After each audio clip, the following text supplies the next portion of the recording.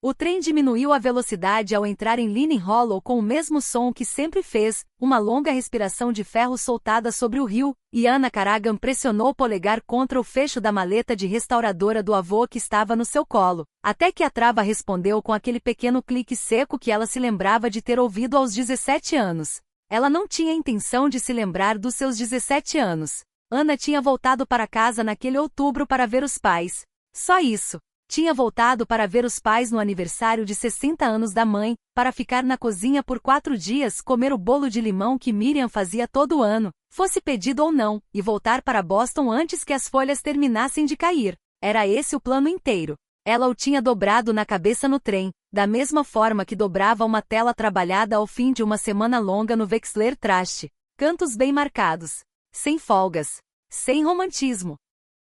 Anna ainda não sabia, sentada no trem 414 com o rio correndo pela janela, que tinha voltado para casa também para encontrar o seu primeiro amor, que era agora um bilionário sobre o qual ela não havia sido avisada, numa cidade cuja cada reforma ele estava escondendo silenciosamente por trás de uma empresa de fachada chamada Bridgehouse, há 2 anos. Lá fora, o rio passava baixo e cor de ardósia sob o céu tardio de outubro. E além do rio, a longa espinha de tijolos da fábrica se erguia onde sempre se erguia.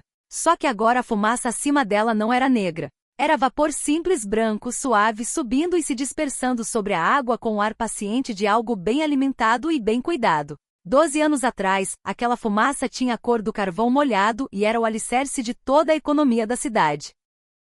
12 anos atrás, ela também tinha parado de uma vez só, numa terça-feira de abril, quando o pai de Anna chegou em casa às 2 da tarde e parou na soleira da cozinha com o olhar de um homem que já sabia as palavras que ia dizer. Anna puxou a manga sobre o pulso esquerdo, o hábito de restauradora. O restaurador sênior do Wexler Trash já tinha brincado com ela sobre isso uma vez. Asterisco, você trata a própria pele como uma peça de obra. Manga sobre a borda para não bater. Asterisco, ela nunca conseguiu explicar que a manga descia sempre que alguma coisa começava a importar. O trem parou. As portas fizeram sua suave desculpa hidráulica. Anna desceu para a plataforma com a maleta numa mão e a bolsa de viagem na outra, e com a mesma pequena esperança tola que sentia toda vez que voltava para casa, que a mãe estaria esperando um passo mais perto do trem do que era estritamente necessário.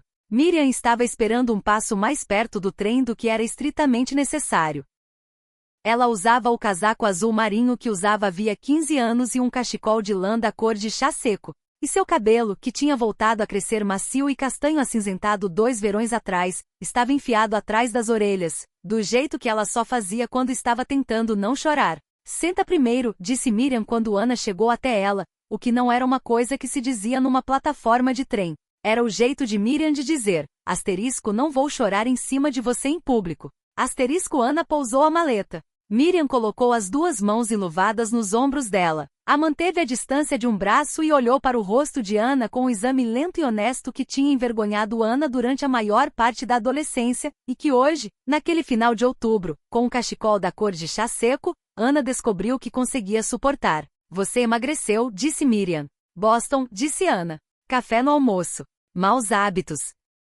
Senta primeiro, Miriam disse de novo. Pegou a maleta de restauradora antes que Anna pudesse impedi-la e virou em direção à estação com a pequena e absurda competência de uma mulher que havia decidido aos 58 anos que não ia ser salva de uma bolsa pesada pela filha, que estava, palavra de Miriam, asterisco, magra demais por causa de Boston. Asterisco, a estação tinha sido repintada. Essa foi a segunda coisa que Anna notou. A primeira foi a fumaça. A segunda foi a tinta. As paredes por dentro eram o verde escuro e quente de uma biblioteca particular, não o branco fluorescente que ela se lembrava das excursões escolares. Os bancos eram de carvalho novo. O relógio tinha sido limpo. 2 fotografias compridas pendiam acima da bilheteria, lado a lado. Uma em preto e branco da fábrica em 1922. Uma colorida do rio ao amanhecer. Tirada, Anna percebeu depois de meio segundo, da janela do mezanino do mestre de produção no prédio administrativo da fábrica.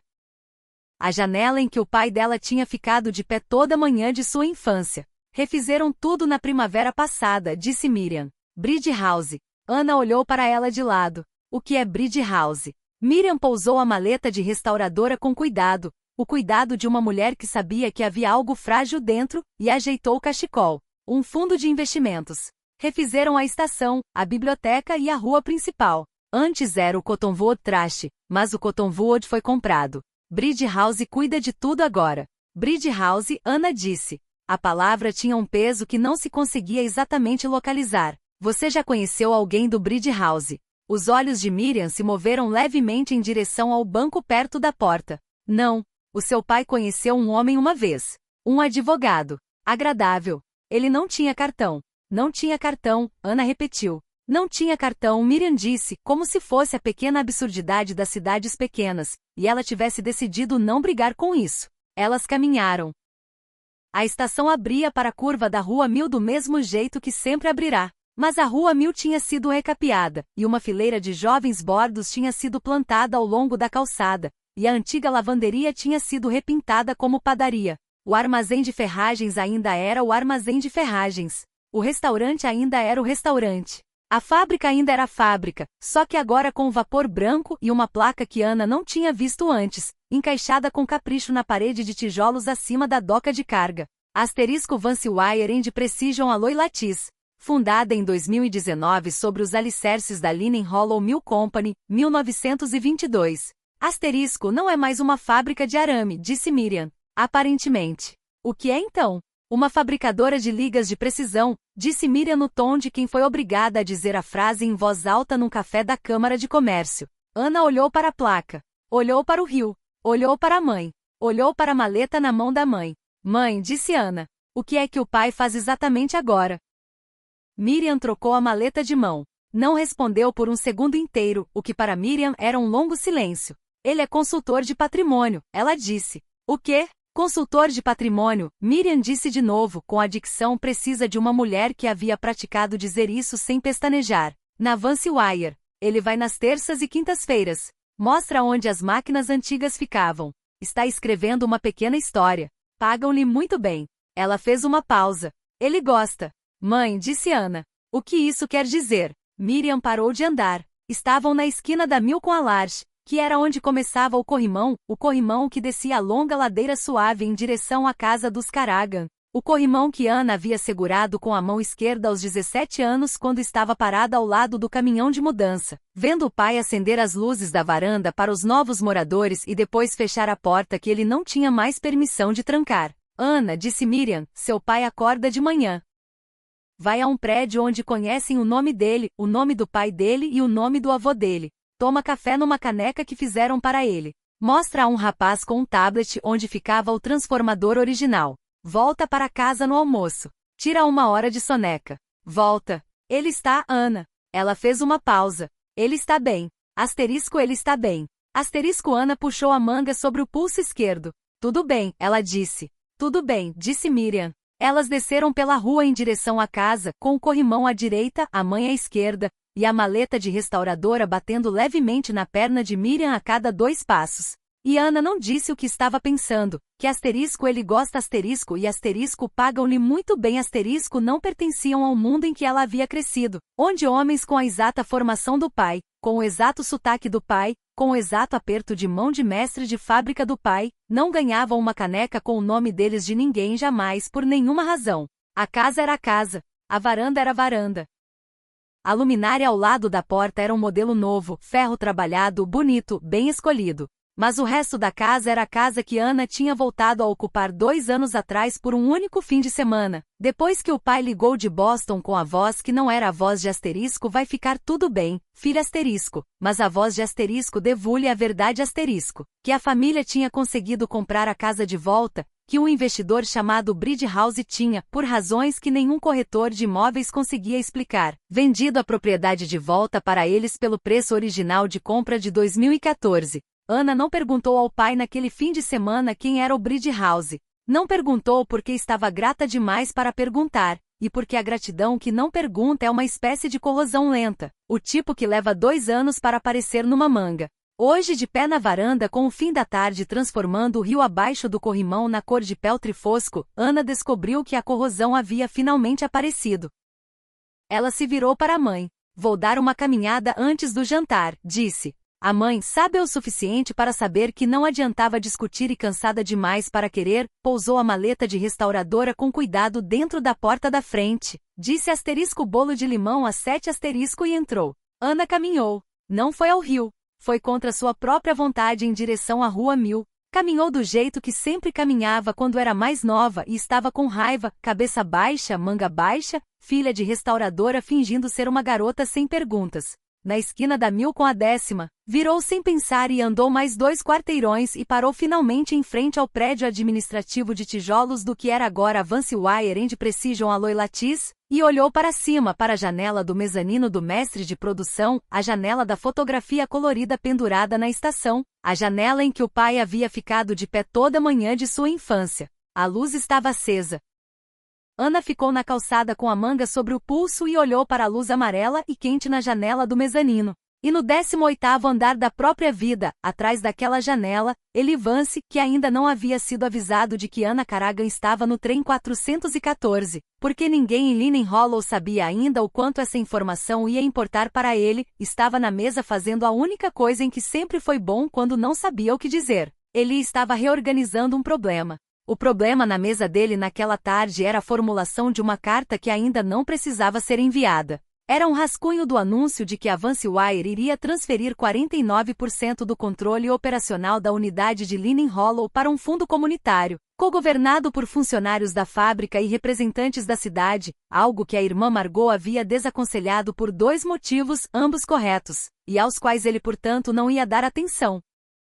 Ele pressionou o polegar contra o interior do dedo anelar, onde a pequena crista de pele ainda parecia mais fina do que o outro lado, e fez o cálculo na cabeça mais uma vez. Os números batiam. Tinham batido por 6 semanas. Continuariam batendo daqui a 1 ano. O que não batia era a formulação do anúncio, porque o anúncio precisava chegar na mesma semana do seu 30º aniversário, que tinha passado 7 dias atrás, e que o lembrará como os 30 anos costumam fazer, de que ele era agora mais velho do que o pai havia sido no funeral do próprio pai, o mestre de produção original dessa fábrica, o homem cuja caneca ele não havia conseguido jogar fora em 9 anos, e que neste momento estava na credença atrás dele com um lápis de madeira dentro. Ele pousou o rascunho.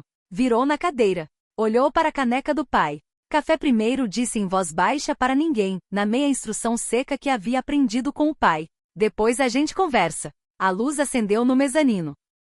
A luz apagou na rua Larche. Ana Caragan foi para casa para o bolo de limão e as histórias da semana do aniversário da mãe. E ela ainda não sabia que o homem na janela iluminada havia passado os últimos 2 anos comprando em silêncio uma casa para ela, um emprego para o pai, e uma vida numa rua chamada Larche, e teria feito isso por mais 2 anos sem contar, porque a única coisa que ele sempre soubera fazer pelas pessoas que amava era construir um mundo de modo que elas não precisassem pedir. Ela ia descobrir na sexta-feira. A senhora Oderman havia sido a faxineira noturna da fábrica nos anos 70, nos anos 80 e de novo nos últimos 3 anos, desde que Eli a tinha pedido pessoalmente para sair da aposentadoria e supervisionar o fechamento do prédio. Por isso ambos entendiam que ela percorreria os corredores às 7 da noite, recusaria ser paga pela 2ª hora, e diria a Eli no longo corredor em frente aos escritórios executivos exatamente o que pensava de cada decisão que ele havia tomado naquele dia. Naquela noite, ela o encontrou ainda na mesa às 19h12. Senhor Vance, disse ela no tom seco que ele ouvia desde os 11 anos. O prédio está fechando. Eu sei, disse Eli. O senhor sabe, disse a senhora Oderman. E ainda assim, café primeiro, disse Eli. Depois eu vou. São 19h12. Eu sei. Francamente, disse a senhora Oderman, que não usava a palavra asterisco francamente asterisco do jeito que Margot usava, mas do jeito que uma tia usava. Meu café está em casa. O seu também, se quiser. Fiz um pote extra. Eli olhou para ela. Ela era pequena, 67 anos, num cardigan da cor de açúcar mascavo. Ana Caragan estava no trem 414, disse a senhora Oderman, e pousou uma pasta manila que carregava na borda da mesa dele, vindo de Boston. O Charlie da estação a viu. Eli não se mexeu. Achei, disse a senhora Oderman, com a mansidão paciente que havia feito gerações de jovens trabalhadores da fábrica confessarem janelas quebradas, que o senhor ia querer saber antes da sexta-feira. Ela se virou e foi embora. E Eli ficou sozinho no mezanino do mestre de produção, com o vapor branco subindo sobre o rio lá fora e o rascunho do anúncio do fundo comunitário embaixo da mão. E depois de um longo tempo, ele estendeu a mão e pôs o polegar em cima da pasta manila que a senhora Oderman tinha colocado na mesa, e pressionou levemente sobre ela, do jeito que um homem pressiona uma coisa em que ainda não confia o suficiente para abrir. A pasta era velha. Ele aguardava há quase 12 anos. Tinha duas coisas dentro. Todos os artigos de conservação que Anna Caragan havia publicado sob o próprio nome nos últimos 6 anos, impressos na impressora do escritório e anotados com a letra limpa de engenheiro que era a sua. E embaixo deles, um único envelope amassado com as palavras asterisco devolver ao remetente, não reside mais neste endereço asterisco carimbadas em vermelho na frente. Ele nunca havia conseguido abrir o envelope. Nunca. Ele tirou o polegar da pasta. Bebeu a última meia xícara fria de café na caneca do pai. Guardou o rascunho do anúncio na gaveta. Foi para casa. Na quinta-feira de manhã, às 10, Anna entrou no restaurante da Rua 1000 para comprar um café para a mãe, naquele lugar que ainda servia em xícaras de porcelana branca, e a sala se reorganizou à sua volta sem aviso. Ela não esperava que a sala se reorganizasse. O restaurante era o restaurante. As cabines eram as cabines. O mural de avisos perto da porta ainda tinha o cartão asterisco aulas de piano da senhora Pelletier, sábados asterisco pregado com o mesmo tacinha de latão desde o começo do milênio. A atendente Joanne, que era atendente desde quando Anna tinha 12 anos, disse, sem levantar os olhos do bloco de pedidos, pode sentar em qualquer lugar, minha querida. Eli Vance estava sentado no balcão. Estava sentado de costas meio voltadas para a porta, num suéter azul marinho que ela nunca tinha visto, com um par de botas de trabalho que ela reconhecia. Comia ovos no mesmo prato de borda azul em que o restaurante servia ovos para o pai dela há 30 anos. Estava sozinho. Tinha um jornal dobrado uma vez sobre o joelho. Não levantou os olhos quando o sino sobre a porta tocou porque estava no meio de um parágrafo. A sala não parou de verdade. A sala só para nos livros. O rádio atrás do balcão tocava uma música country de 1998. Joanne escrevia um número num pedido. O cozinheiro raspava a chapa. O sino sobre a porta balançou o último centímetro e bateu no suporte. Anna ficou parada na porta com o casaco e a manga de filha de restauradora sobre o pulso esquerdo, e disse na pequena voz interior que usava no Wechsler traste quando algo insubstituível havia escorregado na direção errada numa bandeja. Asterisco tudo bem. Asterisco Eli sentiu a porta. Não levantou os olhos imediatamente. Sentiu. Sentiu a porta do jeito que um homem sente uma queda de pressão barométrica no alto da montanha. Virou a cabeça um grau lento. A viu na visão periférica antes de a ver de verdade. E no tempo em que pousou o jornal no balcão, levantou e disse o nome dela, ele já havia no espaço de 3 segundos curtos feito e desfeito e refeito um voto particular. Não ia arruinar a próxima conversa com Anna Caragan falando primeiro. Anna, disse ele. Havia falado primeiro. Joanne levantou os olhos do bloco. O cozinheiro virou os ovos. O cartão das aulas de piano da senhora Pelletier tremeu na tacinha de latão. Anna não saiu da porta. Manteve a mão esquerda na alça da bolsa e a mão direita na alça da bolsa e olhou para Eli com a expressão cuidadosa e atenta que usaria em um painel que tivesse escurecido de um modo que ela ainda não conseguia explicar. Eli, disse ela. Você, desculpa, disse ele, parou, recomeçou no ritmo de substantivo primeiro que usava desde os 16 anos. Café. Senta em qualquer lugar. Café, Anna disse devagar. Senta em qualquer lugar. Disse Eli. Desculpa, disse Anna. E porque o próprio tique de recomeço dela tinha saído da boca no mesmo fôlego do dele, e porque os dois tinham dito asterisco desculpa asterisco ao mesmo tempo do jeito que faziam aos 17 anos quando tropeçavam um no outro na biblioteca da escola entre as aulas, Anna fez a única coisa que podia fazer, riu. Uma pequena risada surpresa. A risada de uma mulher que não tinha rido com um homem em 12 anos e que estava irritada consigo mesma por ser o tipo de mulher que podia ser pega de surpresa. Deixa eu tentar de novo, disse ela. Olá, disse Eli. Anna foi até o balcão. Não se sentou no banco ao lado do dele. Sentou no banco seguinte. Pediu um café para levar e um café para tomar ali, porque o asterisco para aqui asterisco saiu sozinho. E Joanne, que tinha uma memória longa e precisa do jeito que aquele par específico de adolescentes pedia café em 2013, deslizou 2 xícaras de porcelana branca pelo balcão sem comentar. Houve uma pausa. A pausa durou 3 segundos. Na restauração profissional, a pausa é a parte do trabalho que o público nunca vê. A parte em que você para e olha para a coisa que está prestes a tocar e decide se tem ou não algum direito de tocá-la. Ouvi dizer que você comprou a fábrica, disse Anna. Construí uma empresa que comprou a fábrica, disse Eli. Mesma coisa. Diferente. Ana levantou a xícara. Não bebeu. Segurou-se nela com as duas mãos, do jeito que uma pessoa segura algo cuja temperatura ainda não decidiu. Meu pai trabalha para você, ela disse. O seu pai trabalha na Vanswire, disse ele. Não trabalha para mim. Trabalha por conta própria. Nós o pagamos. Por quê? Por saber onde ficava o transformador original, disse Eli. Ana pousou a xícara. Eli. Por saber onde ficava o transformador original, Eli disse de novo, com o ritmo de substantivo primeiro, os olhos sem sair dos dela. E por manter uma lista de cada homem que trabalhou no segundo turno em 1981, porque alguém tem que se lembrar disso. Ele está escrevendo uma história. Nós encomendamos. Ele aceitou o trabalho. Recebe um salário. É um trabalho de verdade. É um trabalho de verdade, Ana repetiu. Sim. Ela olhou para Eli. Ele olhou para ela. Ana pensou com a frieza profissional de uma mulher cujo treinamento inteiro consistia na inspeção paciente de verniz sob luz rasante. Asterisco, ele não está mentindo. Mas também não está me contando o formato completo da verdade. Asterisco, ela puxou a manga sobre o pulso esquerdo. Tudo bem, disse ela. Tudo bem, disse Eli. Ela bebeu metade do café. Eli comeu o resto dos ovos. Eles não disseram o nome do pai dele, nem o nome do pai dela, nem o ano em que qualquer um dos dois pais havia parado de ir à fábrica.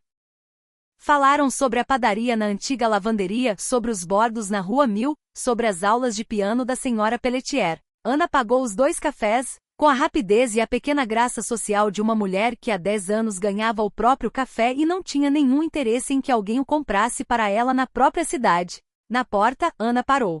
Eli, disse ela. O que é Bridge House? Eli pousou o garfo. Um fundo de investimentos, disse. Privado. Cuida dos projetos aqui em a estação, a biblioteca, as reformas na Rua Larche. Quem comanda? A Margot cuida da parte jurídica. Eu faço parte do conselho.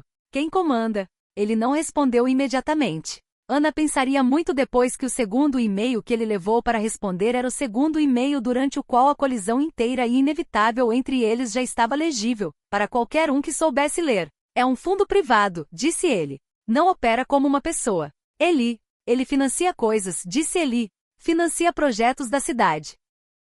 Faz restaurações, coisas que a cidade queria fazer e não conseguia sozinha. Ele comprou a casa dos meus pais de volta do investidor que a tomou em 2024. Ana disse bem baixinho, no mesmo restaurante em que havia comido ovos com ele quando tinha 16 anos. E a vendeu para o meu pai pelo preço de compra de 2014. Eli não piscou. Sim, disse ele. Por quê? Porque alguém tinha que fazer isso, disse ele. Ana ficou 4 segundos em silêncio. Joanne limpou o balcão. O cartão da senhora Pelletier tremeu. O sino sobre a porta balançou 1 centímetro numa corrente de ar e bateu. Tudo bem, disse Ana na voz pequena e plana que tinha o mesmo formato da voz do pai dela. Asterisco, vai ficar tudo bem, filha. Asterisco, tudo bem. Ela saiu sem comprar o café da mãe. Caminhou 2 quarteirões de volta à Rua Larche com as 2 mãos nos bolsos do casaco e a manga esquerda já sobre o pulso esquerdo. E não chorou porque ela não chorava na Rua Mil nunca. Mas na esquina da Mil com a 10ª parou e olhou para a janela do mezanino com a luz amarela e quente, e pensou com a frieza de verniz sob luz rasante. Asterisco, ele tem gerenciado minha família por 2 anos. Asterisco, foi para casa. Não contou para a mãe. Não contou para o pai. Sentou na mesa da cozinha às 4 da tarde com uma xícara de chá frio pela metade e ficou olhando para a mãe que espanava o parapeito com um pano amarelo, e para o pai no jardim dos fundos que hasteava as folhas para uma lona com a competência fácil e sem pressa de um homem que não precisava estar em nenhum lugar às 5 horas. E Ana descobriu que não conseguia, com boa consciência, ser a pessoa a romper o silêncio que estava sustentando os dois.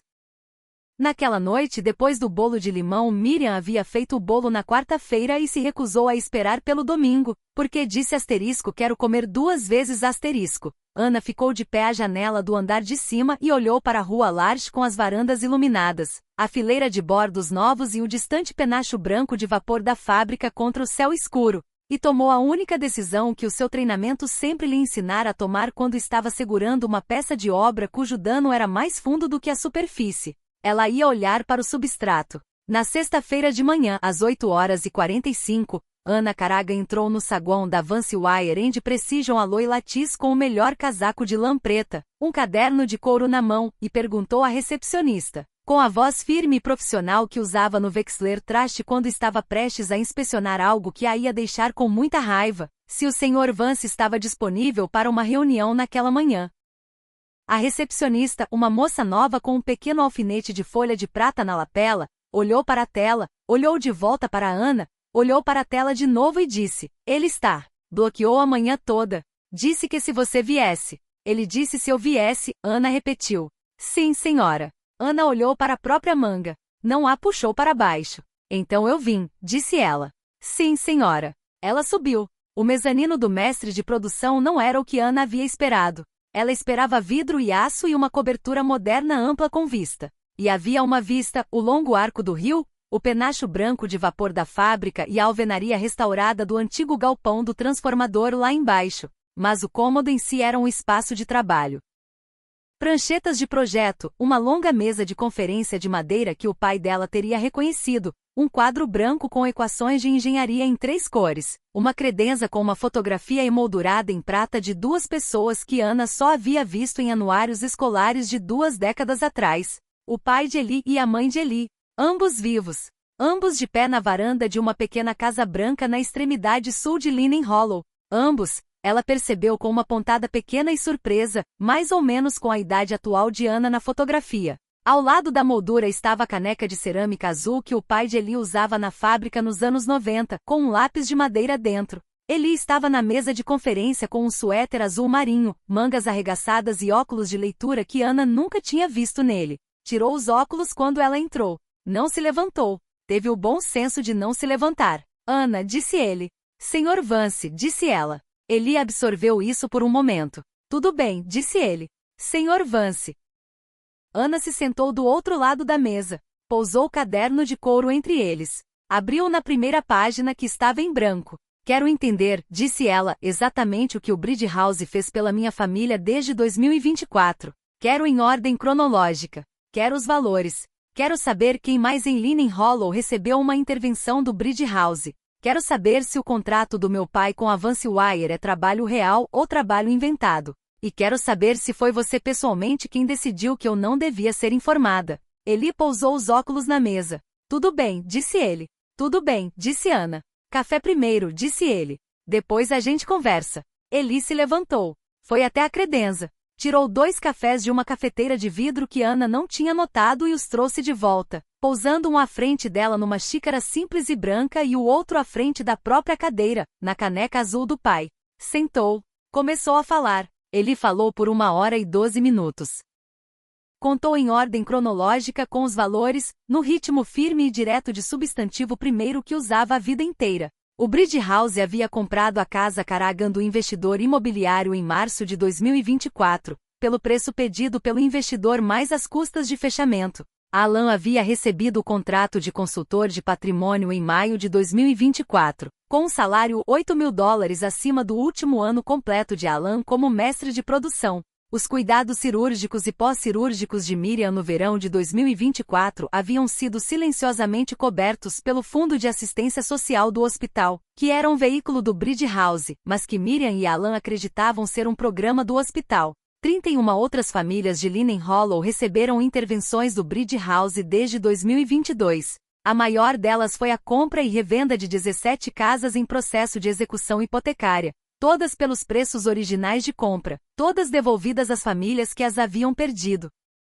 O programa de consultoria de patrimônio havia sido construído em torno do conjunto exato de habilidades do pai de Ana e era trabalho de verdade porque os materiais de investimento da Vance Wire exigiam uma comprovação verificada da instalação de 1922, e a memória institucional de Alan era a única fonte verificável dessa comprovação.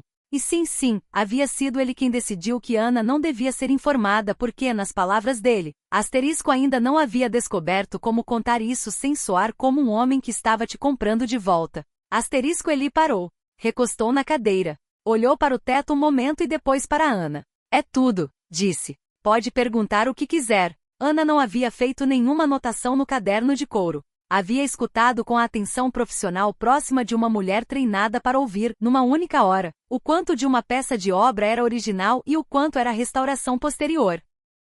E tinha à sua frente uma peça de obra cujo original tinha 12 anos e cuja restauração era, por admissão dele, abrangente. Há quanto tempo, ela disse, você tem a pasta Manila? A mão de Eli, que estava pousada na mesa, se moveu 1/4 de polegada. Que pasta? Disse ele. A que a senhora Oderman te deu na quarta-feira às 19h12. Eli olhou para ela. Ela olhou para ele. Ana, disse ele. Há quanto tempo? 6 anos, disse ele. Desde o primeiro artigo que você publicou na Asterisco Conservation Quarterly Asterisco. E o envelope? Que envelope? Eli não respondeu. Ana não insistiu. Ela fechou o caderno.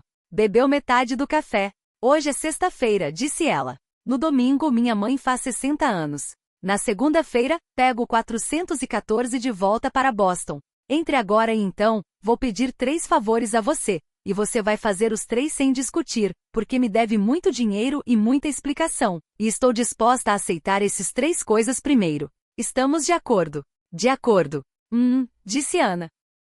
Você vai me mostrar o chão da fábrica hoje depois do almoço, e vai me apresentar a cada funcionário que conhece meu pai, e eu vou perguntar a cada um deles, sozinha, sem você no quarto, se o trabalho do meu pai é de verdade. De acordo. 2, disse Ana. Você vai ao jantar de aniversário da minha mãe no domingo. Meus pais não vão ser informados do que é o Bridge House. Essa conversa é minha para ter com eles no meu tempo, quando eu tiver decidido o que vou dizer. De acordo. 3, disse Ana, e puxou a manga sobre o pulso esquerdo. Você vai me dar o envelope. A sala ficou quieta por um segundo inteiro. Ana, disse ele. Você vai me dar o envelope. Ela disse. Vou lê-lo. Vou devolvê-lo. Não vou ficar com ele, mas vou lê-lo. Eli fechou os olhos brevemente. Os abriu. De acordo, disse. Ana se levantou. Eli se levantou. Eles não apertaram as mãos. Ana pegou o caderno de couro e foi até a porta, parou com a mão no batente e não se virou. Eli, disse ela. Sim. Meu pai disse asterisco vai ficar tudo bem. Filha asterisco na cozinha no dia em que foram colocar a placa de asterisco à venda asterisco no gramado em 2014. Disse ela. Disse sem nenhuma entonação. Disse do jeito que se diria que o trem está atrasado. Ela fez uma pausa. Esse foi o dia em que decidi que nunca ia deixar ninguém me dizer que ia ficar tudo bem. Você decidiu, quando tinha 18 anos, que ia construir um mundo em que ninguém precisasse ouvir isso, disse Ana. São 2 decisões diferentes. Não são a mesma gentileza. Ela esperou um momento. Você me entende? Sim, disse Eli. Sim, disse Ana. Ela saiu. O chão da fábrica no início da tarde não era o que Ana havia lembrado. Ela se lembrava de uma catedral alta e escura de tijolos, com o cheiro de ferro quente e óleo de máquina e o zumbido fundo e longo do laminador. O laminador havia sumido. No lugar dele havia uma longa linha de fabricação limpa, com bancos de telas e motores servos silenciosos e uma fileira de operadores com óculos de proteção transparentes e os mesmos sotaques de Linen Hollow com que ela havia crescido. A luz era melhor. O ar era mais limpo. Os homens eram quase os mesmos homens. 3 dos mestres haviam trabalhado no segundo turno do pai dela em 2008. Ela conversou com cada um. Eli esperou no mezanino. Ela perguntou a cada mestre sozinha no canto do chão de fabricação perto do antigo galpão do transformador, se o trabalho do pai era de verdade. O primeiro mestre, que tinha 61 anos e conhecia o pai dela desde o final dos anos 70, disse: Ana, vou te dizer a verdade.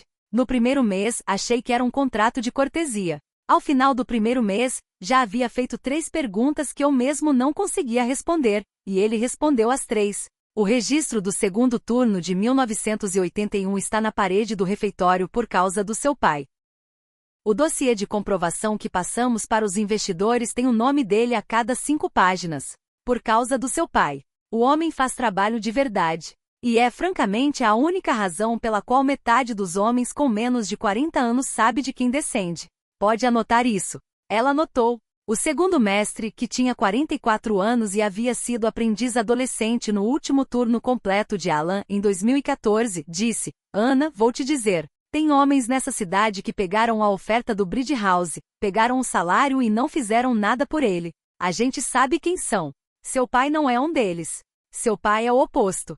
Seu pai é o homem que a gente procura quando precisa saber se uma coisa está sendo feita do jeito que deve ser feita. Ela notou. O terceiro mestre, que tinha 32 anos e havia sido colega de Eli na 5ª série, disse: Senhorita Caragan, seu pai é o motivo pelo qual eu ainda trabalho aqui.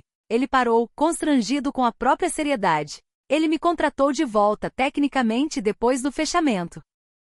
Quer dizer, não foi ele quem me contratou. Ele me recomendou ao Sr. Vance em 2019. Eu ia embora da cidade. Tinha uma oferta de emprego em Pittsburgh. Ia aceitar. Seu pai disse ao Sr. Vance que eu era um bom operador e um rapaz firme. Devo minha casa ao seu pai. Ela anotou. Fechou o caderno. Cruzou o chão de fabricação de volta à escadaria. A senhora Olderman estava no pé da escadaria com um cardigan e uma prancheta. Senhorita Caragan, disse ela. Senhora Olderman. Gostaria de me apresentar, se me permite, disse a senhora Olderman, com a pequena e seca dignidade de uma mulher que sabia exatamente com quem estava falando e estava sendo educada de propósito. Fui a faxineira noturna aqui no tempo do seu pai. Voltei na semi-aposentadoria para garantir que o Sr. Vance não trabalhe além das 7 da noite. Em 3 anos ele ainda não me ouviu nesse ponto, mas continuo tentando. Senhora Olderman, disse Ana, obrigada pela pasta. A senhora Olderman não piscou. Francamente, disse ela na sua própria e seca maneira de usar a palavra, que não era a maneira de Margot. Ele ia estar na mesa na manhã de sexta-feira de qualquer jeito. Só achei que devia saber que o dia estava chegando. Sim, disse Ana. Ele guardou o envelope, disse a senhora Olderman. Não estou dizendo que devia ter guardado. Estou dizendo que guardou. Sim, é tudo, disse a senhora Olderman. Vai para casa. Come o bolo de novo. Decide na segunda-feira. Ana riu. Uma risada curta. A segunda risada que havia dado nos arredores de Linen Hollow em 12 anos. Tudo bem, disse ela. Senhora Olderman. Senhorita Caragan. Ana saiu pelo longo corredor do andar executivo, porque era a única escadaria que a levava de volta à Rua 1000 sem cruzar o chão de fabricação uma segunda vez. O corredor estava com luz baixa às 6 da tarde. As portas estavam quase todas fechadas. A segunda porta do final estava aberta uns 5 centímetros, e por essa abertura Ana viu, sem querer ver, uma mulher que só havia visto no site da empresa na quinta-feira à noite. Margot Vance estava sozinha no escritório. Estava de pé junto à credenza num casaco cor de camelo que ainda não havia tirado, e segurava uma moldura de prata com as 2 mãos. Uma pequena fotografia emoldurada cujo conteúdo Ana não conseguia ver do corredor. O polegar de Margot movia-se devagar e regular sobre o vidro, do jeito que uma pessoa esfrega uma poeira que não existe. Margot não sabia que estava sendo observada. Pousou a moldura na credenza. Depois de um longo momento, fechou os olhos por um segundo. Os abriu. Endireitou a manga. Virou-se em direção à porta. Ana recuou da abertura de 5 centímetros e foi em silêncio até a escadaria. Não disse nada para ninguém sobre o que havia visto. Arquivou do jeito paciente e cuidadoso como arquivava cada peça de trabalho que ainda não sabia o que fazer, e desceu a escada. Na noite de sexta-feira ele enviou o envelope à casa dos Caragan no bolso interno do próprio casaco, porque não ia mandá-lo por mais ninguém, e porque havia carregado aquele envelope naquele bolso interno por quase 12 anos, e sentia finalmente que a única forma honesta de entregá-lo era colocá-lo na mão de Ana na varanda dos pais dela. Ana o encontrou na varanda. Não o deixou entrar em casa. Os pais estavam no jardim dos fundos armando o aquecedor de pátio para o fim de semana. Aqui, disse Eli. Estendeu o envelope. Ela o pegou. Devolvo no domingo depois do jantar, disse Ana. Pode demorar mais se quiser. Não vou querer. Eli assentiu. Não foi embora. Ficou na varanda com as mãos nos bolsos do casaco, olhando para o corrimão da Rua Larche, o mesmo corrimão que ela havia segurado com a mão esquerda aos 17 anos no dia do caminhão de mudança.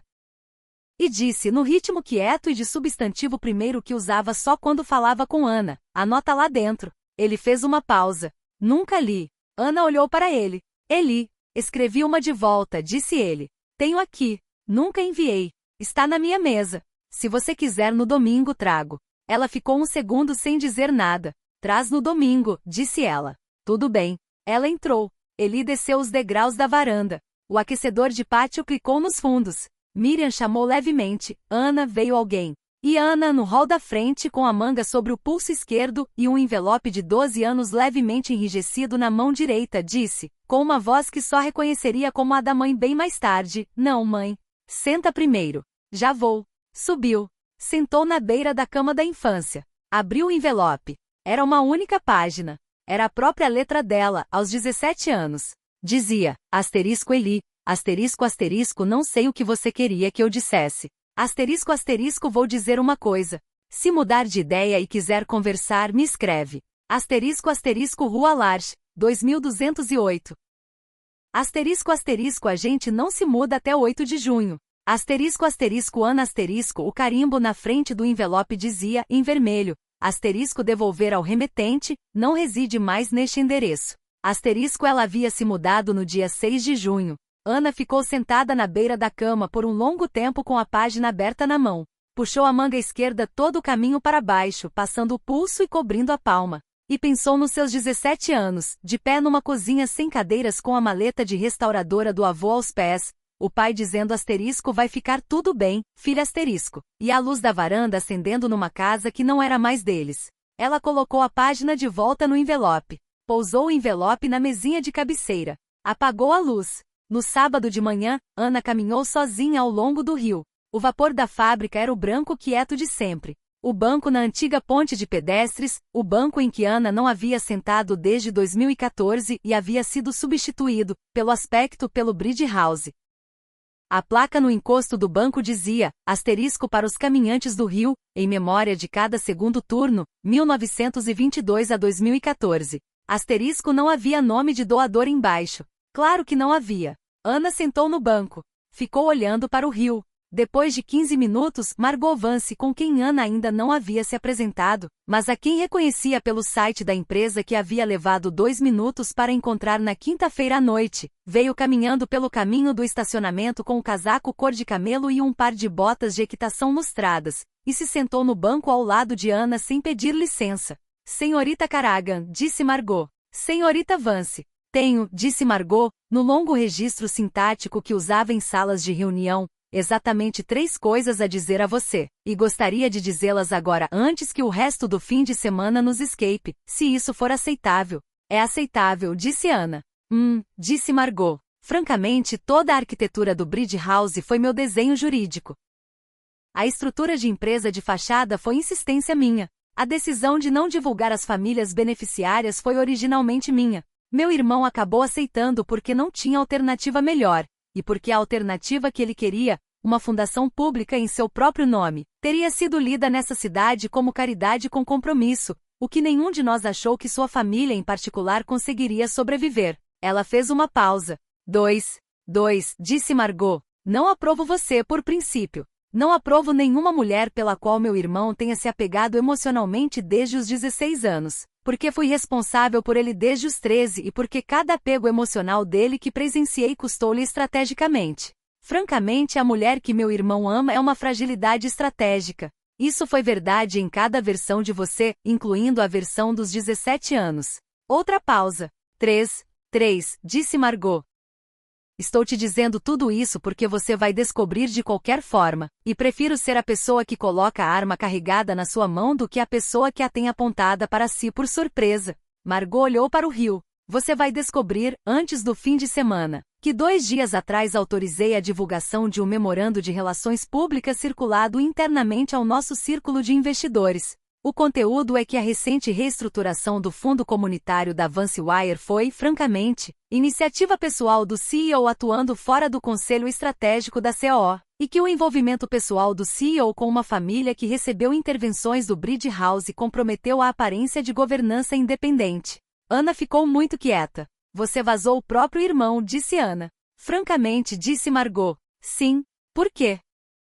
Porque se os mercados não precificarem as tendências sentimentais dele antes de irmos a público no próximo ano, vão precificá-las catastroficamente no IPO, e toda a unidade de Linen Hollow ficará exposta. Marcou. Senhorita Caragan. Margot, Ana disse de novo, e se virou no banco para olhar diretamente para Margot. Você está me dizendo que enquadrou publicamente o próprio irmão como um homem cujos sentimentos por mim comprometeram a empresa. Você tem consciência de que essa também é a pior leitura possível do que ele fez pela minha família? Tenho, disse Margot. Tenho consciência. Francamente, é exatamente essa leitura que quero que o mercado faça, porque uma vez que a façam, exigirão a governança corretiva. E a governança corretiva é a reestruturação do fundo comunitário que ele já está tentando aprovar. Estou essencialmente usando a sua existência como arma para acelerar uma reestruturação que considero correta. Você me usou como arma. Usei a aparência de você.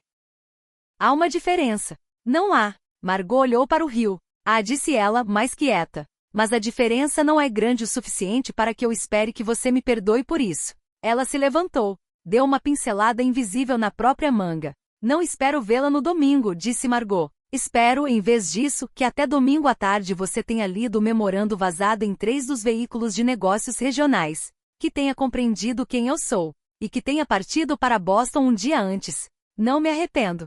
Sou eficiente. Margot caminhou de volta ao estacionamento. Ana ficou no banco, à luz fria do sol, com o rio e o vapor branco e a placa nova sem nome de doador, e colocou o rosto nas mãos por 14 segundos. Depois baixou as mãos.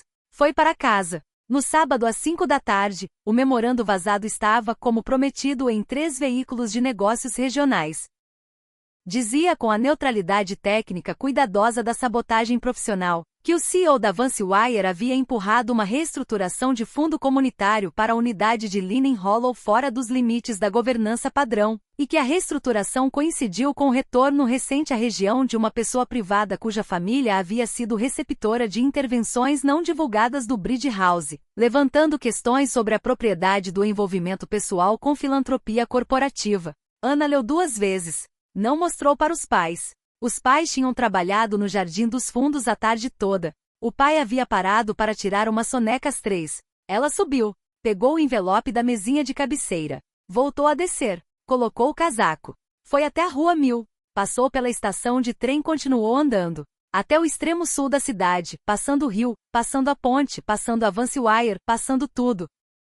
E às 18h15, numa fria e seca noite de outubro, Ana ficou de pé no caminho de cascalho ao longo do talude sul, com o penacho branco de vapor da fábrica por cima do ombro, e se permitiu pensar na pior leitura possível do que Eli Vance tinha feito. Talvez ele realmente a tivesse comprado de volta. Talvez a pasta Manila com os artigos de conservação fosse uma curadoria de uma vida que ele havia decidido aos 22 anos que era uma peça de obra que ia restaurar. Talvez o contrato do pai fosse um ato de pena que ela nunca teria podido recusar. Talvez a cirurgia de Miriam tivesse sido paga por baixo de um programa hospitalar fictício para que o presente não parecesse um presente, o que significava que o presente havia sido engenheirado para remover o direito dela de recusá-lo. Talvez o bolo de limão da mãe na quarta-feira, quero comer 2 vezes, tivesse sido assado na casa de uma mulher que não sabia que estava comendo bolo numa casa que o primeiro amor da filha havia comprado de volta para ela, e essa ignorância também havia sido engenheirada. E talvez, e esta era a frase que a dobrou na cintura no caminho de cascalho, até ela colocar as mãos nos joelhos e respirar devagar pelo nariz, talvez o que Eli Vance havia feito por 2 anos não fosse amor. Talvez o que ele havia feito fosse competência aplicada a uma pessoa. Talvez ela tivesse passado 2 anos morando numa casa que não havia sido autorizada a recusar. Ana se levantou. Voltou caminhando. Não chorou. Não chorava desde 2014, e não chorou agora. Na porta da cozinha parou. O pai estava na varanda com um velho casaco de flanela e uma caneca de chá na mão, com os óculos empurrados para cima da testa. Fazia a palavra cruzada do jornal. Levantou os olhos. Ana, disse ele. Pai. Ele tirou os óculos da testa. Pousou-os no corrimão da varanda. Olhou para Ana por um longo segundo honesto. Senta primeiro, disse ele. Ana sentou no degrau da varanda. O pai não perguntou. Não pressionou. Deixou-a sentar. Depois de um longo momento, Ana disse na voz pequena e plana que havia sido a sua voz em 2014 e não depois. Pai, quando você disse vai ficar tudo bem, filha na cozinha em 2014, você acreditava. O pai ficou muito tempo em silêncio. Não, disse ele. Por que disse? Porque alguém tinha que dizer. Pai. Ana. Pai, disse Ana, se alguém estivesse comprando nossa casa de volta em 2014 sem nos contar, sem dizer o nome, sem dizer por quê, sem dizer que qualquer coisa estava acontecendo, você teria aceitado em 2014. Ele ficou um momento em silêncio. Teria aceitado numa terça-feira, disse o pai, e me desculpado com sua mãe na quarta-feira. E na quinta-feira teria perguntado quem estava fazendo isso. Porque não saber é um tipo de dívida que você não consegue pagar. Sim. O que é, filha? Nada ainda, disse Ana. Talvez segunda-feira. Ele assentiu. Bebeu o chá. Colocou os óculos de volta na testa. Tudo bem, disse. Bolo de limão outra vez às 8. Sua mãe vai insistir. Tudo bem. Ela não dormiu no sábado à noite. Ficou deitada na cama da infância com o envelope na mesinha de cabeceira e a manga esquerda puxada todo o caminho até a palma da mão. E disse ao teto escuro a pior frase que conseguia pensar. Asterisco, talvez ele nunca me tenha amado. Talvez ele amasse o projeto de mim. Talvez o que ele amava fosse a versão de mim que não precisava pedir nada. Asterisco disse 2 vezes. Disse uma terceira. Porque o procedimento exige que a mentira seja alta.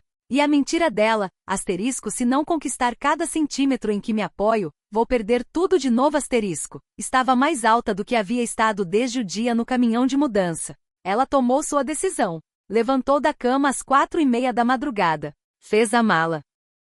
Deixou a maleta de restaurador ao lado da porta. Escreveu um bilhete para os pais na mesa da cozinha. Asterisco mãe, pai, asterisco asterisco surgiu algo no traste. Pego 7h05. Asterisco asterisco ligo do trem. O bolo de limão estava perfeito. Asterisco asterisco amo vocês. Ana asterisco pôs o bilhete embaixo do prato do bolo. Estava na estação às 6h40. Comprou a passagem. Sentou no banco novo de carvalho. Ficou olhando para as paredes verde escuro e quente. Para as 2 fotografias compridas acima da bilheteria, a fábrica em 1922, o rio pela janela do mezanino. Para o ponteiro de segundos do relógio limpo. Esperou os 7h05. Os 7h05 não veio. Os 7h07 não veio. Os 7h19, que era o trem seguinte para Boston, acabou chegando. Ana não embarcou. Ficou sentada no banco novo de carvalho, no calor da estação verde escuro, com a maleta de restaurador aos pés e o envelope Manila dentro do casaco, e ficou olhando o trem partir pela janela tingida. E depois que o trem sumiu, a pequena voz seca dentro da cabeça, a voz que fazia o trabalho de restauradora, a voz que havia dito na quinta-feira de manhã que ele Vance não estava mentindo e não estava lhe contando o formato completo da verdade, disse, na dicção neutra e cuidadosa de uma mulher cuja carreira inteira era a inspeção paciente de dano. Asterisco, você não olhou para o substrato de verdade.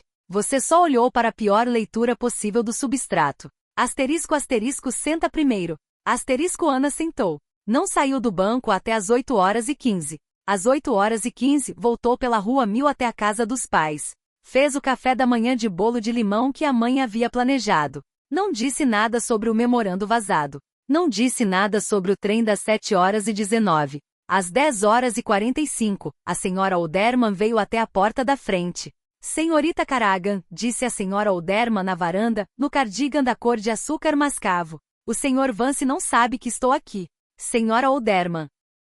Ele passou a noite, disse a senhora Olderman. Com a quietude precisa de uma mulher que havia percorrido cada corredor daquela fábrica por 40 anos e estava acostumada a dar veredictos sobre os homens que viviam dentro dela, na mesa.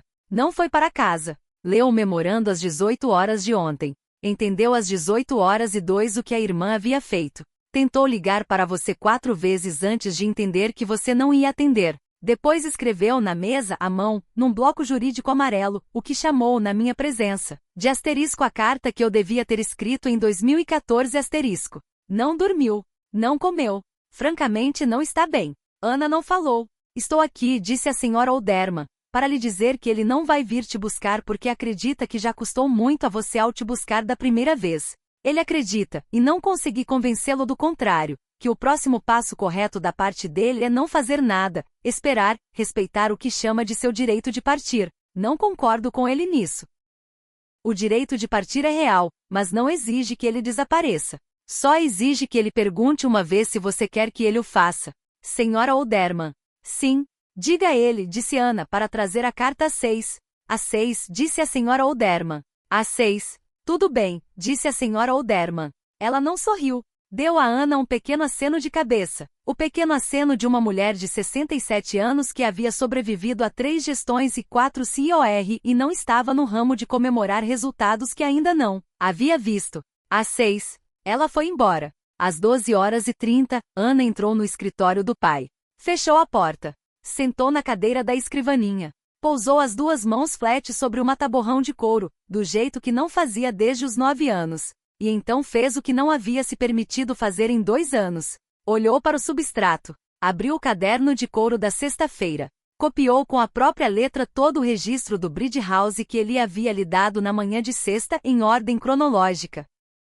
Abaixo de cada entrada, numa segunda coluna, escreveu duas coisas. Asterisco: o que teria acontecido com essa família se o Bridge House não tivesse intervindo. Asterisco é asterisco: o que teria acontecido com essa família se o Bridge House tivesse intervindo abertamente, em nome de Eli Vance, em 2014. Asterisco fez isso para as 31 famílias. Levou 1h20 minutos. Quando terminou, recostou na cadeira de couro do pai e olhou para as duas colunas. Na primeira coluna, asterisco: o que teria acontecido sem o Bridge House. Asterisco: as respostas eram: execução hipotecária, despejo, falência de pequeno negócio, saída da cidade, execução hipotecária, venda em dificuldade, execução hipotecária, saída de filho adulto para uma cidade. Saída de filha adulta para uma cidade, dissolução de família, doença sem cirurgia, execução hipotecária, saída,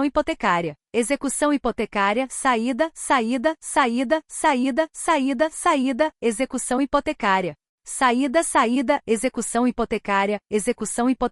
Execução hipotecária. Na segunda coluna, asterisco: o que teria acontecido com a intervenção aberta do Bridge House em nome de Eli Vance em 2014. Asterisco: as respostas eram: caridade,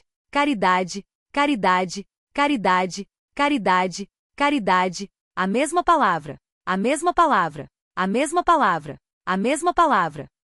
palavra, escrita ao lado de cada nome ao longo de toda a extensão da página. Ana pousou a caneta. Não se mexeu por 2 minutos. Depois disse para o escritório do pai, com uma voz que não era a voz de uma mulher que havia sido injustiçada, mas a voz de uma mulher que havia estado errada: tudo bem. Fechou o caderno. Foi para a cozinha. Acendeu a chaleira. Ficou olhando o vapor subir. Ele chegou às 6. Veio a pé, porque havia andado do começo ao fim desde a fábrica. Veio sozinho. Não trouxe a senhora Olderman, que havia sugerido que ele a levasse como amortecedor.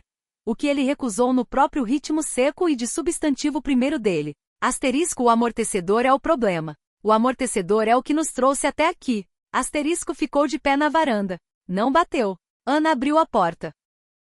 Senta primeiro, disse Ana, e o pai dela, que não havia sido informado de nada e que sabia de tudo, levantou da poltrona na sala. Saiu pela porta dos fundos para o jardim com a caneca de chá na mão, onde Miriam já estava entre as rosas tardias de outubro, com a sabedoria de uma mulher casada há 35 anos que sabia ler uma luz de varanda de uma janela de cozinha. Eli sentou no sofá. Ana sentou na poltrona. O bloco jurídico amarelo estava no colo dele. Eli o segurou.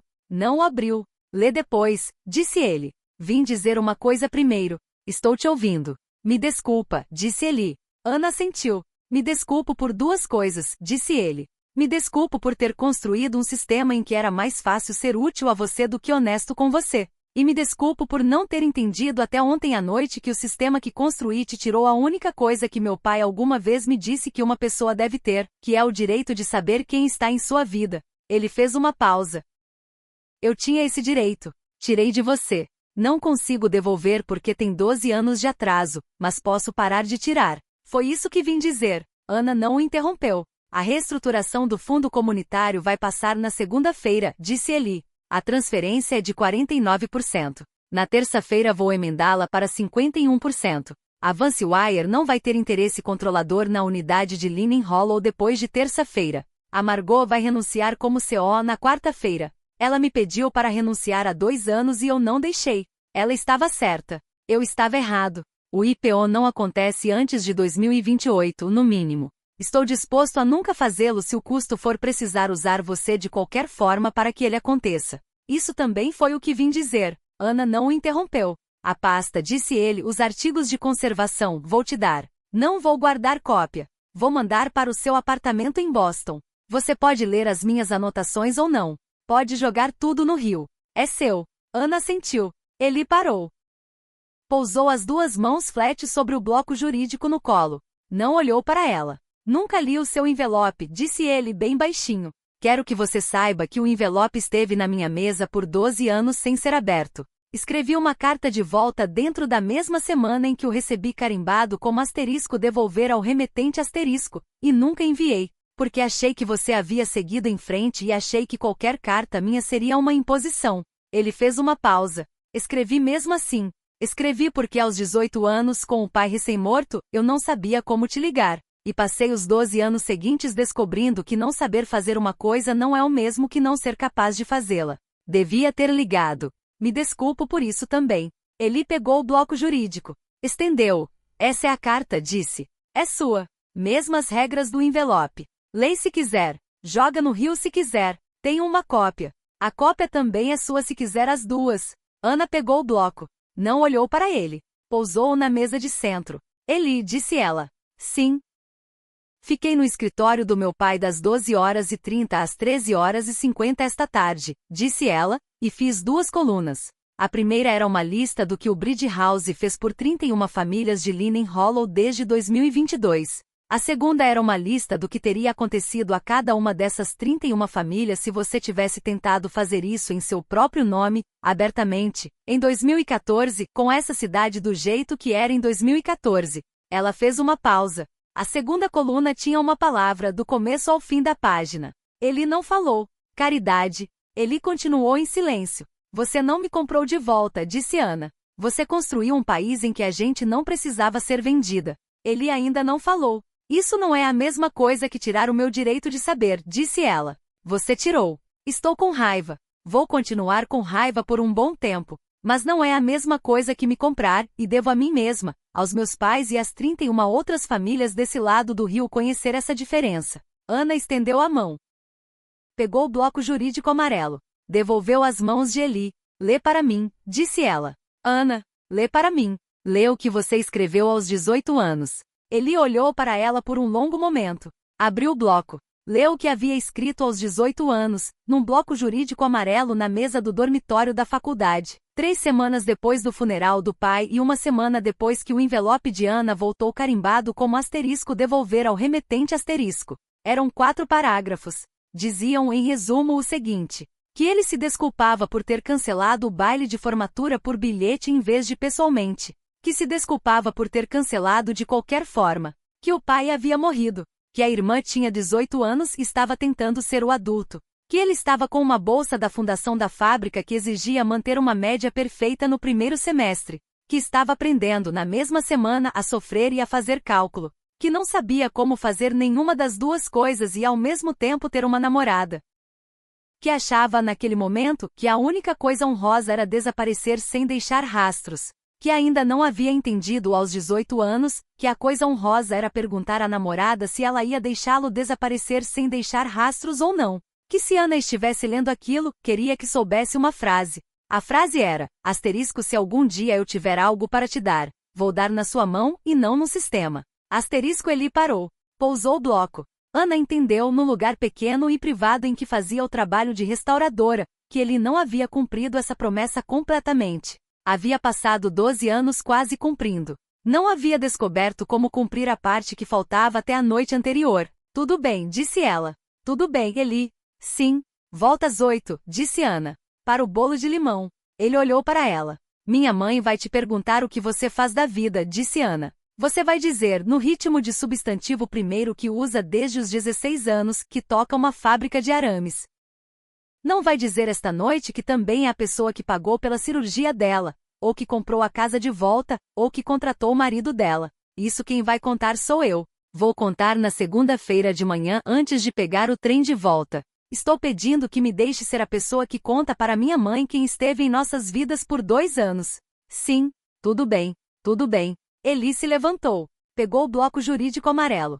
Beijou-a muito de leve, uma vez, no canto da boca, uma coisa que não fazia desde os 17 anos, e que fez agora sem cerimônia, como um homem que recoloca com cuidado uma peça restaurada de volta no suporte. E saiu pela porta da frente. Bolo de limão às 8 era bolo de limão às 8. Miriam usava um vestido azul escuro. Alan usava a gravata de lã que Ana havia lhe dado em 2019.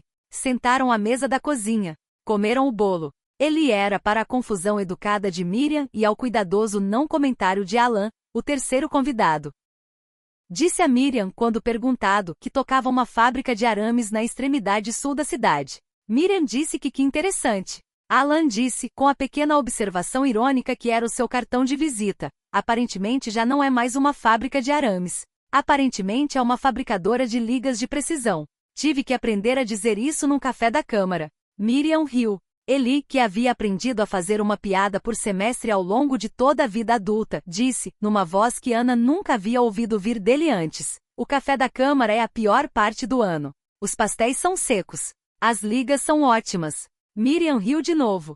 Alan olhou pela mesa para Ana com a expressão particular que os pais usam quando decidiram esperar. Ana comeu o bolo. Bebeu o café. Ficou olhando para a mãe. Ficou olhando para o pai. Ficou olhando para Eli colocar o polegar contra o interior do dedo anelar, o pequeno hábito calculista que tinha desde os 16 anos, só que agora não estava calculando nada. Estava apenas sentado na cozinha dos pais dela numa tarde de domingo de outubro tardio, e o cálculo tinha parado, e a sala era iluminada pela luz de teto quente que Miriam havia colocado 2 anos atrás quando o Bridge House, sem dizer nada a ninguém, tinha comprado de volta a casa para ela. Depois do bolo, Miriam que sabia, do jeito que mães sabem, que havia um substrato que ainda não lhe haviam contado, disse com deliberada direção, Ana, leva o Sr. Vance a ver o jardim. Plantei uma nova rosa trepadeira em setembro. Precisa ser admirada antes da geada. Ana levou Eli para o jardim. Ficaram de pé no jardim tardio de outubro com o aquecedor de pátio aceso e o ar frio cheirando a rio e a rosas mortas. Eli não a abraçou. Ana não o abraçou. Ficaram do jeito que ficavam nos degraus da biblioteca da escola aos 17 anos, lado a lado, sem se tocar, olhando para uma coisa da qual eram os dois responsáveis. Na terça-feira disse Eli eventualmente, vou anunciar a reestruturação do fundo ao meio-dia. À 1, desço ao restaurante. Às 2, volto aqui e sento na cozinha da sua mãe e conto a ela, com minhas próprias palavras, que fui eu a pessoa que comprou de volta a casa dela. Não vou pedir perdão por isso. Vou pedir, se ela estiver disposta, se posso voltar para o bolo de limão no aniversário de 61 anos. Ana olhou para a rosa trepadeira. Tinha 3 últimas flores ainda abertas. Tudo bem, disse ela. Tudo bem. E os artigos de conservação, disse Ana. A pasta. Quero ficar com a pasta. Eli olhou para ela. É sua, disse. Eu sei. Não faz outra cópia. Eu sei, Ana. Sim. Na varanda, disse que não ia tirar de você mais o direito de saber, disse Eli. Quero dizer mais uma coisa. O direito de perguntar também é seu. Se você algum dia quiser saber qualquer fato sobre qualquer coisa que eu tenha feito nos últimos 12 anos, qualquer coisa, o valor de uma conta, o nome de um advogado, o texto de um e-mail que enviei em 2019, pode perguntar. A resposta estará na sua mão até o final daquele dia. Sem memorandos, sem amortecedores, sem Bridge House. Eu mesmo. Tudo bem, Eli. Sim. Tem um banco na antiga ponte de pedestres ao sul, disse Ana, que tem uma placa que diz, asterisco para os caminhantes do Rio, em memória de cada segundo turno, 1922 a 2014 asterisco. Na segunda-feira de manhã, antes de pegar o trem 414, quero que me leve até lá. Vou pedir ao serviço de manutenção que coloque o nome do meu pai na placa. Só o nome dele. Asterisco Alan Karagan, mestre do segundo turno, 1981 a 2014 asterisco. Vou colocar porque a placa é o único objeto do Bridge House nessa cidade sem nome de doador, e acho que meu pai ganhou o direito de ser o único nome nomeado nela. Eli fechou os olhos brevemente. Sim, disse ele. Tudo bem. Tudo bem. Voltaram para dentro. A mãe de Ana pôs um segundo pedaço de bolo à frente de Eli e disse, no pequeno tique de instrução que usava desde o início dos anos 70, senta primeiro. Eli sentou primeiro. O trem 414 na segunda-feira à tarde era o único 414 que Ana Karagan havia tomado com a maleta de restauradora na mão direita, a pasta manila de artigos de conservação anotados na esquerda, e a pequena certeza no peito de que desta vez não estava partindo. Ela havia contado a Miriam às 10 da manhã de segunda-feira, no segundo pote de café, com a voz pequena e cuidadosa que havia ensaiado desde o domingo à noite, o que Eli Vance havia feito pela família Karagan desde 2024. Miriam havia escutado. Havia pousado a xícara. Havia dito, com a sabedoria que lhe rendia aos 60 anos, eu me perguntava. Senta primeiro. Vai precisar de um pote de café mais longo para isso. Haviam conversado por 3 horas. Às 11h30, Ana parou na antiga ponte de pedestres ao sul. A equipe de manutenção estava lá com uma pequena plaqueta de latão. Eli estava lá. A senhora Oderman estava lá. A plaqueta dizia, asterisco Alan Karagan, mestre do segundo turno, 1981 a 2014 asterisco. Ana tirou uma foto com o celular, guardou o celular, caminhou para a estação com Eli à esquerda e a senhora Oderma à direita e o pai, que havia sido informado de tudo naquela manhã às 8 na cozinha por Ana sozinha, 3 passos atrás, quieto, atento, segurando a mão da mãe. Ana não deixou Eli pagar a passagem. Deixou-o carregar a maleta de restauradora até a plataforma. Na plataforma, ela parou. Pousou a pasta Manila. Pôs as 2 mãos nas lapelas do casaco de Eli. Olhou para ele. Na sexta-feira, disse ela, volto. Vou vir de Boston às sextas por 6 semanas. Depois vou meio período no traste. Depois vou olhar com você em seu próprio nome, nos nossos próprios nomes, como seria um pequeno estúdio particular de conservação na Rua 1000, na antiga lavanderia. Se a senhora Oderman puder ser persuadida a ser a recepcionista e a padaria lá em cima puder ser persuadida a fazer entregas de pão. Ele olhou para ela. Tudo bem, disse ele. Tudo bem, Ana. Sim. O estúdio, disse Eli. Na Rua 1000. O prédio é. Eu sei de quem é o prédio, disse ela. Vou pagar aluguel. Ana. Vou pagar aluguel. O Bridge House me cobra o preço de mercado. Escrevo o cheque eu mesma. Se abrir mão do aluguel, mudo o estúdio para o quarteirão seguinte. Ficamos claros. Sim, tudo bem. Ana o beijou na plataforma, levemente uma vez, com a mesma atenção sem cerimônia com que ele a havia beijado na sala dos pais no dia anterior. O condutor apitou. O 414 fez o longo suspiro de ferro. Ela embarcou. Não olhou para trás porque não precisava. Sabia exatamente quem estava na plataforma. Sabia quem estaria na plataforma na sexta-feira seguinte às 16h14, e na sexta depois dessa, e na sexta depois dessa. Sabia, enquanto o trem saía de Linen Hollow com a maleta de restauradora no colo e a pasta Manila ao lado no banco e a manga esquerda finalmente enrolada até o meio do antebraço, porque com a pequena mudança de tempo que havia passado pelo peito dela entre o sábado e a segunda-feira, a manga havia parado de precisar descer sobre o pulso, que o pai havia dito numa terça-feira de abril em 2014 não havia sido verdade no momento em que disse. Mas havia se tornado verdade, devagar, pelas mãos de outras pessoas. Asterisco tinham ficado bem. Asterisco. 6 meses depois, na segunda sexta-feira de abril, o trem 414 dobrou a curva do rio em Linen Hollow com o longo suspiro de ferro, e Ana Caragan desceu para a plataforma com o jaleco de restauradora que agora usava às sextas, e o cachecol de lã da cor de chá seco que a mãe havia dado a ela no Natal. Eli Vance estava na plataforma, um passo mais perto do trem do que era estritamente necessário. Tinha na mão a velha caneca azul do pai.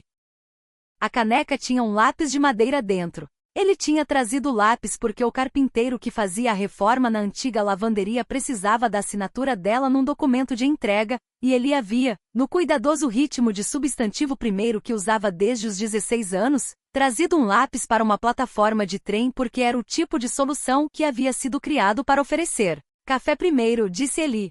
Depois o carpinteiro. Café primeiro, disse Ana. Subiram pela Rua 1000.